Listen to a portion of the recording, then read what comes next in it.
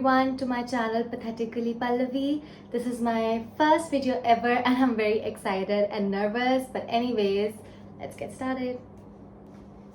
Okay, so as this is my first video ever, I would like to start the video by introducing myself. So my name is Pallavi. I am GKS Scholar 2023 and I'll be moving to Seoul, South Korea in less than 2 weeks from now. I'll be starting my master's degree in business management from Sungkyunkwan University in Seoul. Okay, so without much ado, let's get started with the main topic of this video, which is how I got the GKS scholarship in 2023 after failing it in 2021. So basically, let me give you a little background of how it went in 2021. So basically, that was peak COVID time, right? And I was very new to the GKS process, even though I had been researching about it for the past 2 years. Everything was literally very new, and the people who already know about GKS know that there's lots of documents to prepare and it's extremely stressful. Even then, I did apply through the embassy track, and back then candidates from India had to apply through another portal of the Ministry of Education of India, which is called the Saksham portal, and I had to apply through that portal as well as submit my documents in person, and I failed that round, easy to say. And I was devastated, of course, but then there was another option to apply through the university track, and I applied through the university track, and I sent my documents all the way to Korea, and I had applied to Dongguk University, and I failed, and I received the whole "We're sorry to inform you, but even though you're a very good candidate, because of a lot of competition, we couldn't select you." I was devastated. I was so sad. But I knew that I had to apply again, and I knew I had to improve my current existing profile. So first, let's talk about what went wrong in 2021. Okay, so I have like written stuff here so that I don't forget what I have to say, because I tend to forget things a lot. Anyways, so number one, when I applied in 2021, I was still in my last year of undergrad. I had actually given all my exams, but my results were not out. So basically, I did not have my degree and transcripts with me, which is a huge no. Like, you have to have your transcripts and degree ready, but I did not have that. So yeah, I think that was one of the main reasons as to why I did not get selected. So number one, I did not have my complete degree and transcripts. Okay, so number two, I would like to say is that I did not have topic, neither did I have IELTS.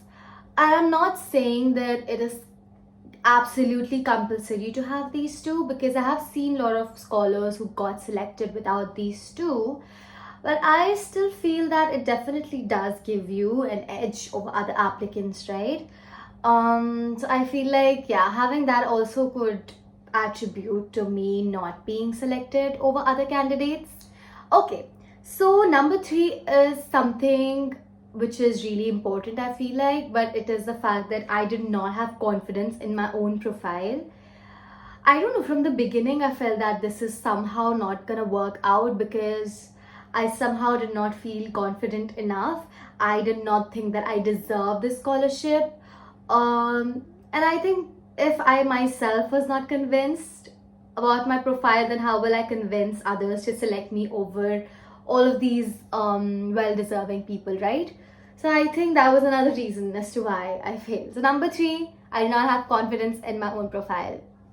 But I honestly feel that whatever happened in 2021, me failing GKS, actually was really important for me academically, because in the next 2 years I somehow grew a lot as a person, and I honestly don't think that I was prepared to study abroad in 2021. So I'm glad everything happened the way it did. Okay, so now let's talk about what are the steps I took to improve my profile. The first thing I did was to get a diploma in Korean language from the King Sejong Institute in New Delhi. So I was still learning Korean from the King Sejong Institute when I applied in 2021, but I had not graduated basically. But I graduated in 2021, but it was after I had already applied to GKS. So when I applied in 2023, I had my diploma in Korean language. Okay, so number 2 is when I failed GKS in 2021, thankfully I got an opportunity to work as a Korean interpreter and translator in a Korean company here in India, and I was so grateful for that. Because it made me grow not just professionally, but also it made me grow my personality a lot and my confidence. So I spent 2 years working in this company. I quit just a few months back, and it was an amazing experience. My Korean skills definitely developed a lot, and I could learn a lot about Korean work ethics and culture as well, because I was working with Korean people.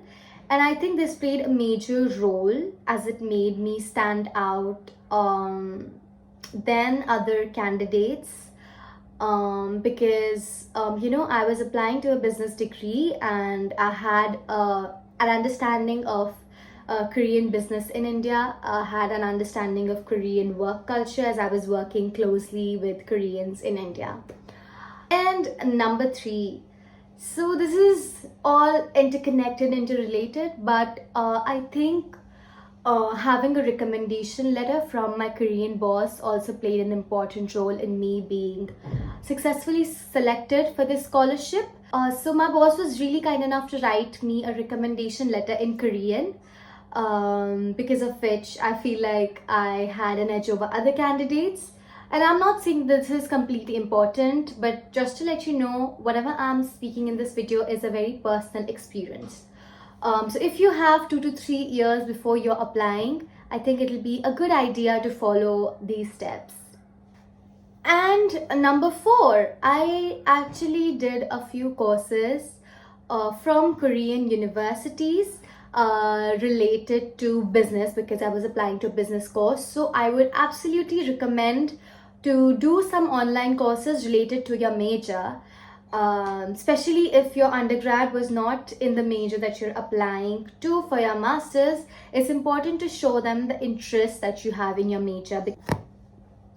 And the last point that I actually forgot to mention, but it should have been in the beginning, is the fact that when I applied in 2023, I had given my TOPIK exam, which is exam of proficiency in Korean, and I also had given IELTS, which is a proficiency test of English. So in the GKS guidelines, basically it mentions that the applicants who are applying with a language score will get few points extra. I think it's about 10 points. I'm just wanted to gain all the points I could. So I gave the TOPIK exam, which was also extremely important for me because I had been studying Korean for 3 years. So for my TOPIK exam, I had gotten a band of 5, which made me exempt in my language, for my language course. So I'll be moving directly to my master's.